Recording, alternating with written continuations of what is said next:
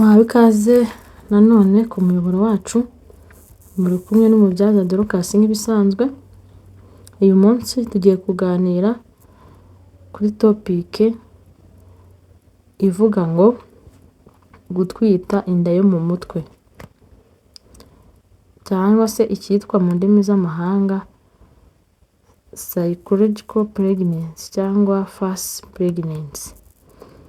Ese inda yo mu mutwe ivuze iki cyangwa se isobanuye iki? Ni igihe umubyeyi yiyumva ko atwite ndetse akagira n'ibimenyetso byose by'uko atwite, bya bindi biranga umubyeyi utwite, ariko mu by'ukuri yajya guca mu cyuma ecography agasanga nta mwana urimo, bivuze ngo ntago atwite. Ese birashoboka? Yego birashoboka, hari ababyeyi benshi bigikunda kubaho. Ese bikunda kuba ku babyeyi bameze bate? Bikunda kuba ku babyeyi bafite ubwoba bwo gutwita, cyangwa se ababyeyi bashaka umwana cyane, nko ku babyeyi bamaze igihe barabuze umwana cyangwa baratinze kubona umwana cyangwa gusama, usanga kenshi bakunda kugira iki kibazo kubera bumva bakeneye umwana, usanga bageraho iki kibazo kikababaho. Ese biterwa n'iki? Ubundi iyo utwite umubiri urahinduka, ukagira impinduka zigiye zitandukanye kubera ya misemburo. Rero iyo ufite stress cyangwa se n'amarangamutima, nk'uko nabivuze ku bantu nk'abantu batinze kubona urubyaro, usanga bafite stress ndetse n'amarangamutima yabo yarakomeretse, bituma ya misemburo ikora. Ukaba icya mbere cyo imisemburo igendanye n'ukwezi k'umugore n'imihango, iyo ufite stress rwose kubura imihango birashoboka cyane kandi bikunze kubaho. Wabura imihango rero ugatangira kuvuga ko wasamye, ariko ntabwo bisobanuye ko wasamye. Imihango ishobora kubura ukwezi kumwe, abiri, atatu, byatewe nyine n'iyo stress, atari uko wasamye. Ikindi, ushobora kugira isesemi, ushobora kuruka bitewe n'uko wenda tuvuge urwaye igifu se, urwaye mu mara, ufite ibindi bibazo, atari uko utwite. Cyangwa se no kubera izo stress ufite ubwoba bwo kumva udashaka gusama, igifu kikazamuka bikarangira ugize isesemi.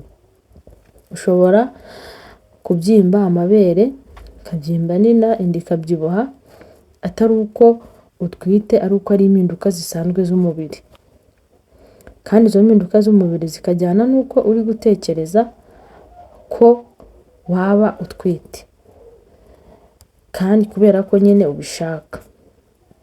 Ushobora gukoresha ya test de grossesse ugapima ugasanga n'utwite, kandi ibimenyetso byose ubifite, bikarangira usanze udatwite.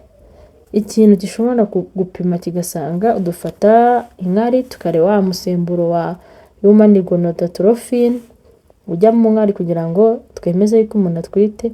Ushobora gufatira mu maraso ndetse nyine ugaca no muri ecography mu cyuma, tukareba koko harimo umwana. Icyo gihe rero iyo ari inda yo mu mutwe cyangwa se mu bitekerezo, ibyo byose birafatwa ugasanga mu nkari nta musemburo urimo, mu maraso nayo, ndetse waca no muri ecography umwana bakamubura.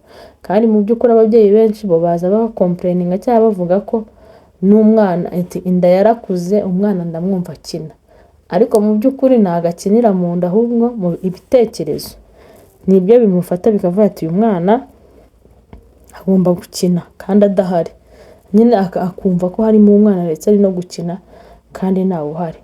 Icyo umuganga agufasha rero ni ukukwicaza, akakuganiriza, akagukansaringa, akakubwira ko ugomba kureka stress, ukaba à l'aise, ukareka kwistressa cyane, kwitekerezaho cyane, imihango ikagaruka ugasubira ku murongo, hanyuma byaba ari ugusama ukazasama inda iri mu mwana, apana iyo ngiyo yo mu bitekerezo cyangwa se mu mutwe.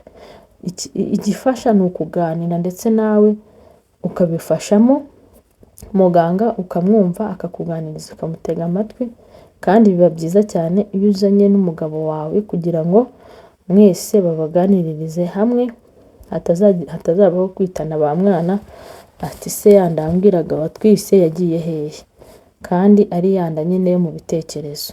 Rero igikenewe ni ukujya kwa muganga hakiri kare ukareba niba n'izo mpinduka zose, igishoboka ushobora no kuba ufite n'ikibyimba muri nyababyeyi, cya kibyimba kiri muri nyababyeyi kigadistabinga imisemburo, ukagira bya bimenyetso, ukumva umwana aronka kandi ni ikibyimba kiri gukura.